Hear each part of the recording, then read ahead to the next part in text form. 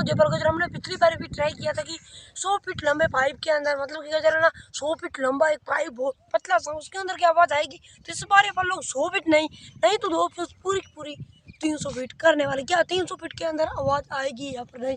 तो गजर 300 फीट रहेगा, वो रहेगा लगभग यहाँ से लेके गजर यहाँ से देखो वहाँ तक रहेगा। तो गुजर वहाँ तक क्या आवाज़ आएगी या फिर नहीं? तो एक हैंड से मैं बोलूँगा, एक हैंड से गजर कैमरा मैन जो इस वीडियो से रिकॉर्डिंग करेगा, क्या वहाँ तक आवाज़ आएगी या फिर नहीं?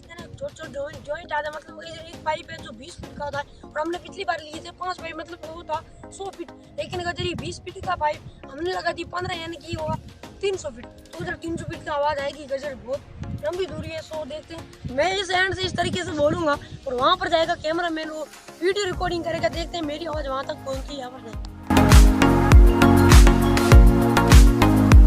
उस एंड पे जयपाल खड़ा हो, इस एंड पे मैं आ चुका हूँ और अब वो बोलेगा।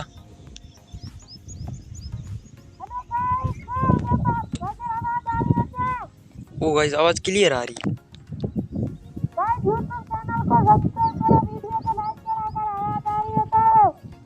आ रही आवाज आ रही है। वहाँ पर खड़ा हो इतनी दूर, और यहाँ तक आवाज आ रही पाइप।